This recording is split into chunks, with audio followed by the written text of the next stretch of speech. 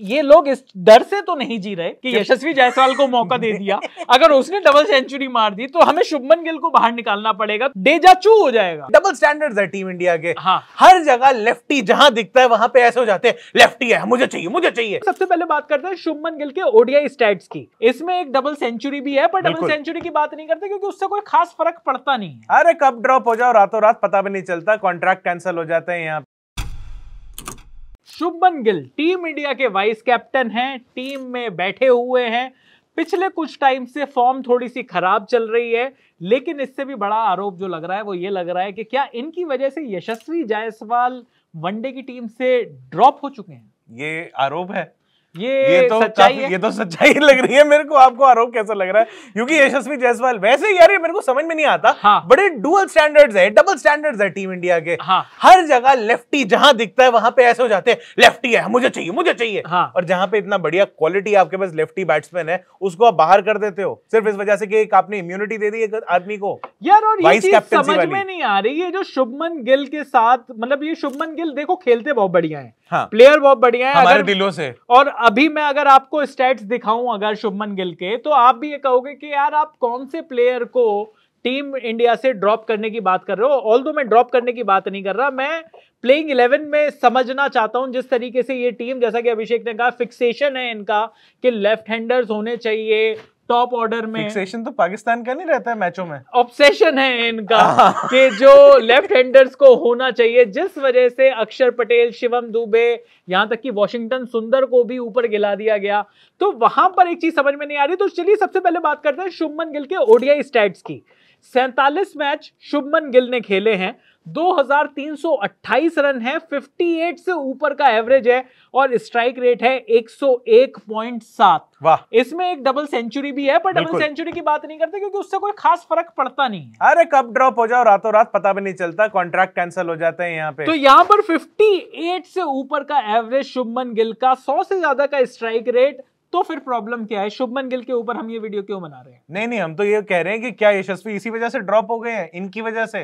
तो इनके कंपैरिजन में अगर मैं यशस्वी जायसवाल के बारे में बात करूं तो उन्होंने इनको तो ओडीआई अभी तक खिलाया ही नहीं है। यही तो बात है। ओहो, यही तो बात है कि भाई वो उन पे भरोसा जता ही नहीं पा रहे हैं कि आपके एक आदमी जो है वो ओपनिंग कर लेता है T20s में भी, वो ओपनिंग कर लेता है टेस्ट में भी, लेकिन वनडे मत कराना। वनडे बड़ी गलत बात हो जाती है। तो क्या ये कहीं ना कहीं, और जब हमने देखा था शुभमन गिल के बारे में, जब ईशान किशन ने डबल सेंचुरी मारी थी उसके बाद भी शुभमन गिल को मौका दिया गया और उसके बाद शुभमन गिल की डबल सेंचुरी आई। करेक्ट है। तो कहीं ये लोग इस डर से तो नहीं जी रहे कि यशस्वी जायसवाल को मौका दे दिया, अगर उसने डबल सेंचुरी मार दी तो हमें शुभमन गिल को बाहर निकालना पड़ेगा, तो फिर बड़ी दोबारा से डेजा चू हो जाएगा। फिर तो ये टेम्पलेट सेट हो जाएगा ना कि एक लेफ्टी आया, डबल सेंचुरी ले गया और उसके बाद वो टीम से बाहर चला गया। किसकी वजह से? शुभमन गिल की वजह से।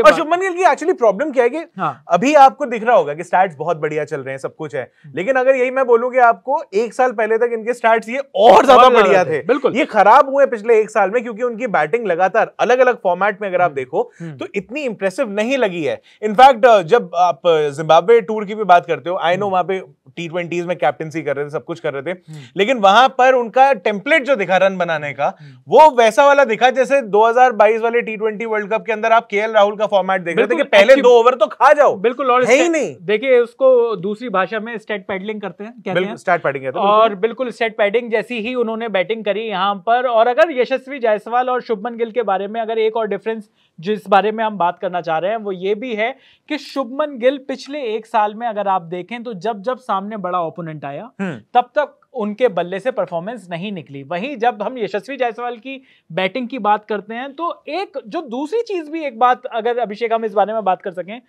हम देख रहे हैं कि वनडे में रोहित शर्मा एग्रेसर का रोल प्ले कर रहे हैं और दूसरी तरफ शुभमन गिल वैसे तो एंकर ड्रॉप करते हैं लेकिन ज्यादा टाइम तक ड्रॉप नहीं कर पाते एंकर। क्योंकि उनके कैच ड्रॉप नहीं हो रहे हैं और वो आउट हो जाते हैं। भाई रोहित भाई जैसे ही जाते हैं उसके बाद ये तो अपनी विकेट थमा के चले जाते हैं, मेरा मन नहीं लग रहा। अगर वनडे में ओपनिंग अगर यशस्वी जायसवाल और रोहित शर्मा की करें और यशस्वी जायसवाल उसी तरीके से खेलें जिस तरीके से वो T20 और टेस्ट में खेलते हैं, नेचुरल गेम जो है, तो वहां पर क्या रोहित शर्मा को थोड़ा सा आराम से खेलने का लाइसेंस नहीं मिल जाएगा जिस तरीके से हमने रोहित शर्मा को डबल डबल सेंचुरीज मारते हुए देखा। ये 40-50 रन की ये जो तेज इनिंग्स जो रोहित शर्मा लगातार खेल रहे हैं पिछले एक साल में, यार रोहित उससे कहीं ना कहीं वो मतलब वो इंपैक्ट नहीं आ रहा जो बड़ा इंपैक्ट आना चाहिए पूरी टीम। यार मैं तो ये सोच रहा हूँ कि भले स्टार्ट बैटिंग कर रहे हैं, जो मर्जी कर रहे हैं, अगर मान लो यशस्वी जैसा बंदा जो अपनी नेचुरल गेम अगर खेलने लगे और साथ में रोहित शर्मा हो, तो मैं तो कहूंगा कि वो बंदा और फ्री हो जाएगा। हाँ। और फिर वो अभी आपको अगर लग रहा है कि वो कुछ भी आके लपेड़े घुमा रहे हैं, कुछ भी कर रहे हैं, देखो रन तो निकल रहे हैं। हाँ। जिगरा दिखा रहा है अगला बंदा। बिल्कुल वो सोचो कि जब दूसरी एंड पे भी फ्री हो जाए कि भाई मेरे को इस बंदे की टेंशन नहीं, ये भी मेरी तरह खेलेगा,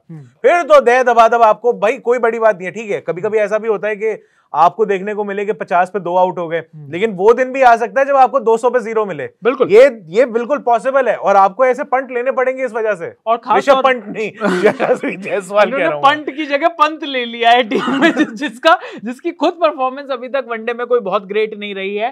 तो यहां पर जिस बारे में हम बात करें कि left hand right hand combination, कहीं ना कहीं हमने देखा है कि जो नए कोच साहब हैं गौतम गंभीर साहब, उनको भी left hand right hand combination देखने में उनको ज्यादा मजा आ रहा है, जिस वजह से वो उन्होंने पूरा जो सेटअप है, हाँ। हमारा नंबर 4 और नंबर 5 का बल्लेबाज कब नंबर 7 का बन गया उसको खुद समझ में नहीं आया। और भाई वो तो ओपन भी कर चुका है अलग फॉर्मेट में, और बाद में अब यशस्वी जायसवाल की शायद प्रॉब्लम सबसे बड़ी यही हो रही है, हाँ। कि वो ओपनिंग वाला बंदा है, हाँ। और यहाँ पे वन डाउन भी कोई मतलब ऐसा नहीं है कि विराट कोहली अगर वहां पे है तो वो अपनी पोजीशन उनकी वो अपनी ड्रॉप नहीं करेंगे, वो उनकी है। उसके बाद नंबर 4, 5, 6 यहाँ पर आप यशस्वी जायसवाल को खिलाओगे या नहीं खिलाओगे, ये हमें पता नहीं है कि वो नीचे जाके कितना अच्छा से खेल पाएंगे, कितना नहीं खेल पाएंगे। क्या उनकी वो जो नेचुरल गेम है, जो टॉप ऑर्डर में आके एकदम ओपन करते हैं बैटिंग को, क्या वो नीचे आके खेल पाएंगे? क्योंकि कई लोगों को हमने स्ट्रगल करते हुए देखा है। बिल्कुल, क्योंकि लोग जो है वो मिडिल ऑर्डर से, चाहे वो सहवाग हो चाहे वो गांगुली हो, ये लोग सारे जितने भी बड़े प्लेयर बने हैं, इनफैक्ट एमएस धोनी को भी ऊपर जो पहले मिडिल ऑर्डर में खेल रहे थे उनको पहले नंबर 3 पर भी भेजा गया। जितने प्लेयर्स हैं ये मिडिल ऑर्डर से जब टॉप ऑर्डर में जाते हैं तब इनके बढ़िया गेम निखर के आती है, और फिर ये वापस मिडिल ऑर्डर में बहुत ऐसा कम होता है, हाँ। कि वो नीचे निकल के आते हैं और फिर उनकी सेम परफॉर्मेंस नहीं देखने को मिलती है। मिडिल ऑर्डर वाला बैट्समैन को हमने ओडीआई क्रिकेट और व्हाइट बॉल क्रिकेट में as an opener top order में जाकर अच्छा परफॉर्म करते हुए देखा है, लेकिन ऐसे एग्जांपल्स हैं नहीं जो टॉप ऑर्डर से बैठकर अगर वो लोअर ऑर्डर में आ जाए और बढ़िया परफॉर्म करे। शाहिद अफरीदी एक एग्जांपल मुझे याद आते हैं, जिन्होंने टॉप ऑर्डर में एक फास्टेस्ट सेंचुरी मारी थी और फिर उसके बाद वो मिडिल ऑर्डर में आए और उन्होंने फास्टेस्ट डक्स बनाने का रिकॉर्ड बनाया। देखो उनका कोई ऑर्डर है नहीं ना, दिक्कत ही है।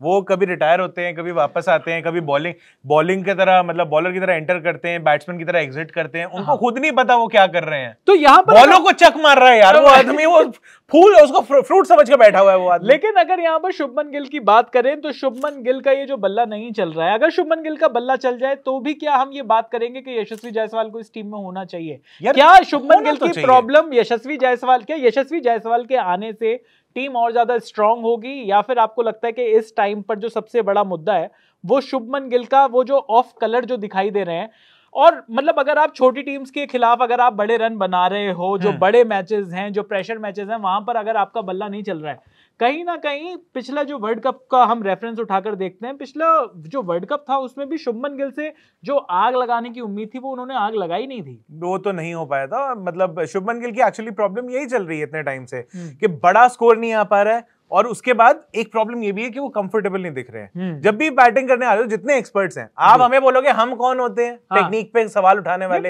लेकिन एक्सपर्ट जो लोग हैं वो लोग यही कह रहे हैं। चाहे आप गावस्कर साहब का बयान उठा लो, चाहे आप किसी और युवराज सिंह का भी इनफैक्ट अगर आप बयान उठा के देख लोगे तो यही लगेगा कि भाई ये कुछ तो उनको डिफिकल्टी हो रही है वहां पे। वो जो सेम फ्लैम्बॉयंस था जो उनका पहले आ रहा था, शुरू में हमने देखा, हमने ऑस्ट्रेलिया के टूर पे भी देखा, जब वो बिल्कुल नए नए आए थे, ताजा आए थे, वहां पर भी ज्यादा कंफर्टेबल दिख रहे थे, लेकिन यहाँ पर आकर ऐसा लगा कि पता नहीं कौन से एक मेंटल शेल में चले गए हैं। क्या वो अपने शॉट्स को लेकर कॉन्फिडेंट नहीं है? क्या बार बार ऐसा लगता है कि ड्राइव नहीं जा रही है? ऐसा लग रहा है चेक शॉट की तरह बस आगे पुश कर रहे हैं कि सिंगल डबल मिल जाए। बिल्कुल, और कई बार एक ही तरीके से हमने आउट होते हुए भी देखा उनको वनडे में, कई सारे मैचेस में। जो आपने ये चेक शॉट की बात करी, कई बार वो शॉट मिड विकेट पर भी कैच आउट होते हुए हमने देखा, जब वो पुल मारने के लिए जा रहे हैं और वो हाफ पुल होता है, वो हाफ पुल है, ऐसा नहीं होता कि रोहित शर्मा वाला नहीं होता, वो ऐसे होता है कि बस निकल जाए, वो फुली कमिटेड नहीं है शुभमन गिल। तो ये एक दिक्कत लग रही है, लेकिन यहां पर दिक्कत शुभमन गिल की और बढ़ सकती है अगर यशस्वी जायसवाल, क्योंकि अब बीच में वनडे तो है नहीं, यशस्वी जायसवाल के पास 3